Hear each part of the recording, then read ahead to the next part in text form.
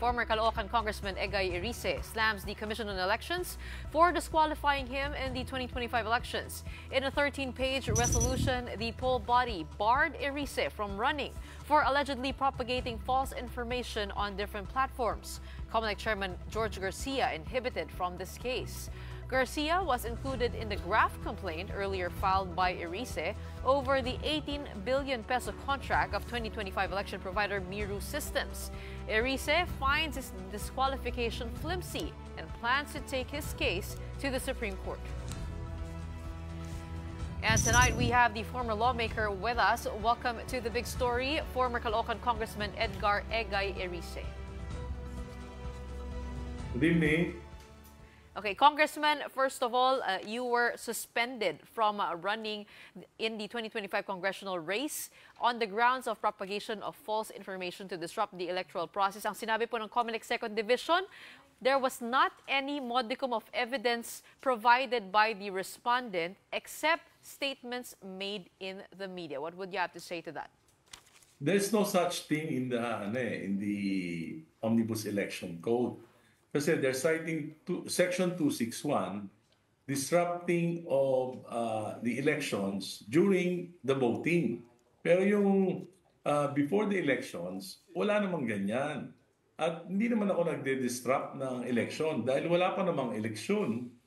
Ang dinidisrupt ko, yung corruption of billions of pesos due to the Miro COMELEC deal. At talagang magulo, hindi naman transparent ang COMELEC dyan.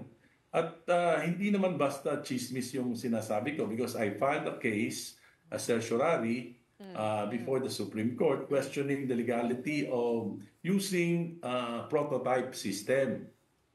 Kasi yan bawal yan sa Section 7 ng ating automated election law. And for 9 years, I've been in the Senate Congressional Committee on Automation. For 12 years, I've been in the House Committee on Suffrage, and this is my expertise.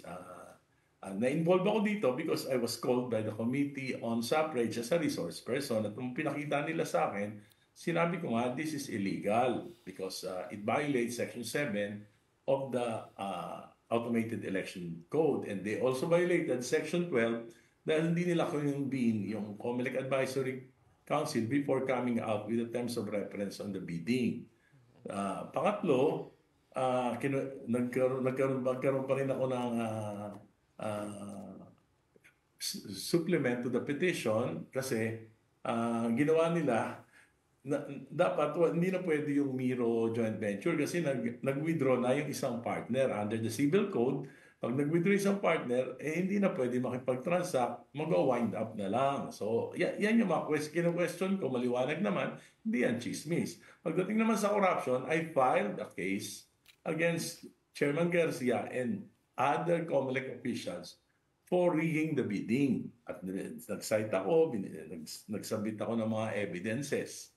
So, ito, ginagantihan lang nila ako. Pero, confident naman ako na the Supreme Court will not allow this. Kasi maliwanag naman, ignorance of the law, yung Section 261, it pertains to violations by person during actual voting. At doon sa mga voting, pinilit lang talaga. How confident are you, Kong Egay, na magpo-prosper ito and in time? For the 2025 elections? Well, hindi pa naman final. But I cannot go to the Supreme Court yet kasi hindi pa naman final. So I have to go through the process by filing a motion for reconsideration before the COMELEC en banc. And I will do that on the last day on Monday.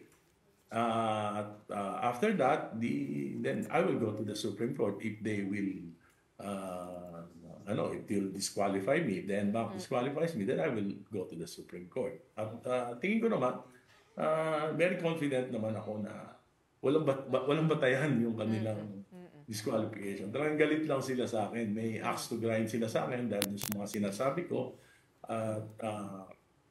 Isa pa, yung opponent ko, ninang ni Chairman Garcia, lawyer pa niya. 2 beses ko nakalaban niya, natalo ko siya. Tapos siya ang lawyer sa HRET. Tapos talagang very, very close talaga sa kanya. Kaya siguro nung sinabi ko, nag-inhibit siya. Pero sabi ko, just the same, yung Miro deal, yung Miro Comelec deal, lahat ng mga kino-question kong Comelec resolutions, magkakasama talaga sa kanila. Wala nag-oppose. So sabi ko, talagang galit sila lahat sa akin. Parang na-irritate sila dahil very persistent ako ever since. Dahil alam ko naman talaga mali. So, dinidisqualify nila ako because of irritation. Not any violation of the law, but by irritation. Okay. Per Congressman, you did file itong graft charges against COMELEC Chairman George Garcia and 7 other officials back in August. But from then until now, do you have stronger evidence to back up yung mga allegations niyo po? Well, alam mo naman yung I think yung mga evidences ko very strong. Meron namang meron akong petition para yung ombudsman makuha yung mga documents from from COMELEC kasi that will be the evidence, yung mga documents. They will have to submit it. Pero alam mo naman dito sa bansa natin ay medyo matagal talaga ang gulong ng hustisya.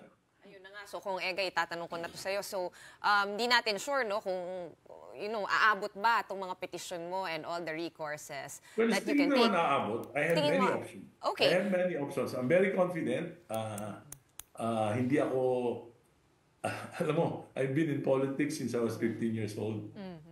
Dumaan na ako sa lahat ng laban. I've been, yan naman talaga yung advocacy ko, political and electoral reforms. Yun nga, itatanong ko sa'yo kung Egay, anong mas importante sa'yo? Kasi ngayon, dalawa ito no? Mas importante ba sa'yo na tutukan itong nagyayari sa yung mga allegations mo against Miro, naginipig nga tayo nitong Miro systems at yung mga anomalya since nag-drop out yung construction corporation sa St. Timothy or St. Gerard, one of the two.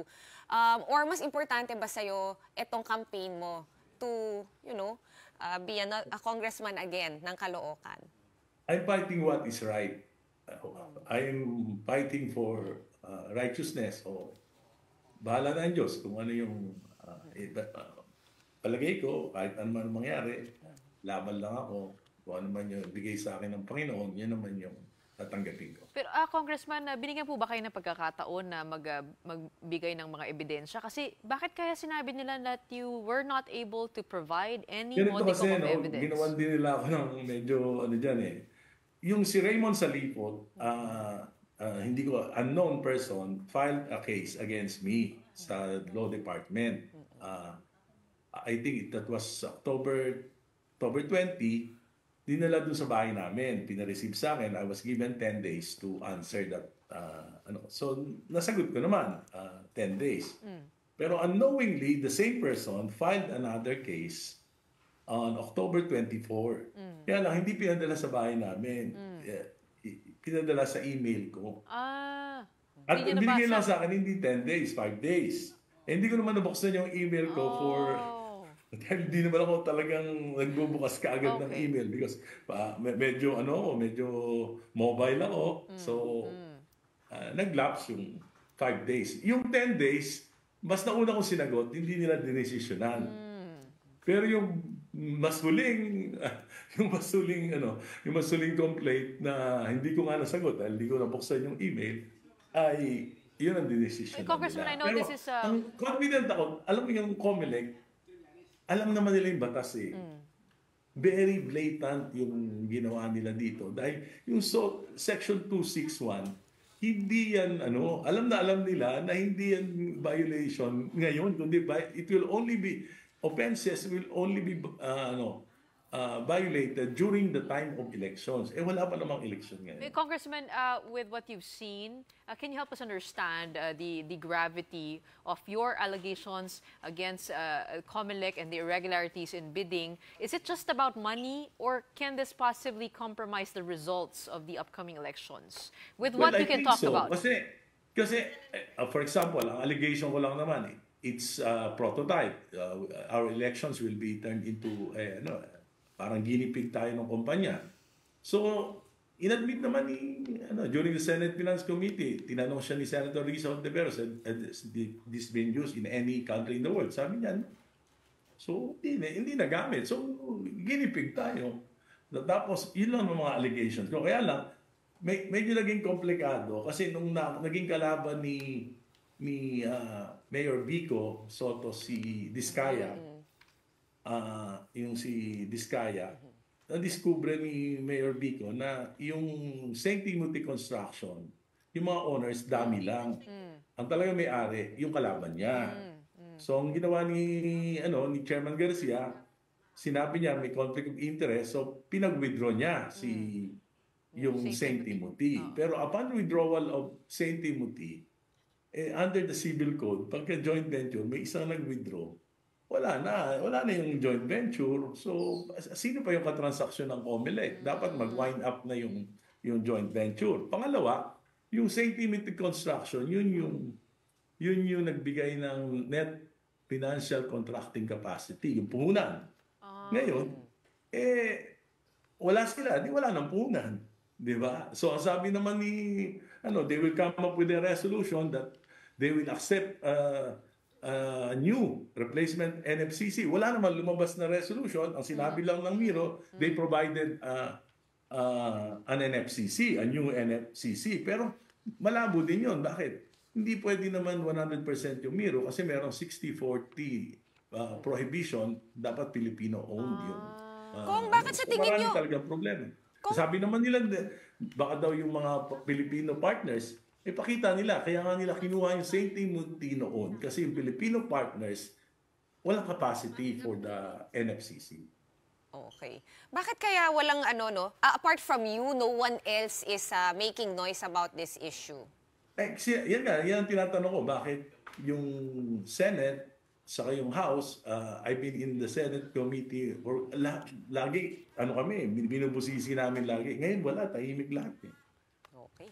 Sabi ko nga, yung committee ni Senator Amy, pag kami nangyari sa election natin, will be committing a sin of omission. And also the House. Kasi nung inimbita ako as a resource person sa House, nag-provide ako ng mga information. Yung pangatlong hearing, inimbita ako. Pagkatapos, kinausap ako ng chairman, pasensya na pare, pinahinto yung hearing. Andun ako. Well, the journey doesn't end here. We will be awaiting the petition and the appeal. Basta sa akin on your importante side. ito kasi ang gusto ko pag may laban ako, tinatapos ko eh. Ganyan naman yung aking prinsipyo. So, ang sabi doon sa resolution, they are disqualifying me to prevent na yung magpatuloy yung disinformation na ginagawa ko. Nagkakamali sila doon kahit 10 beses nila akong disqualify. Tutuloy ko itong advocacy ko na ito. And I don't think that the Supreme Court will allow that. Yung ginawa nilang sobrang ignorance of the law.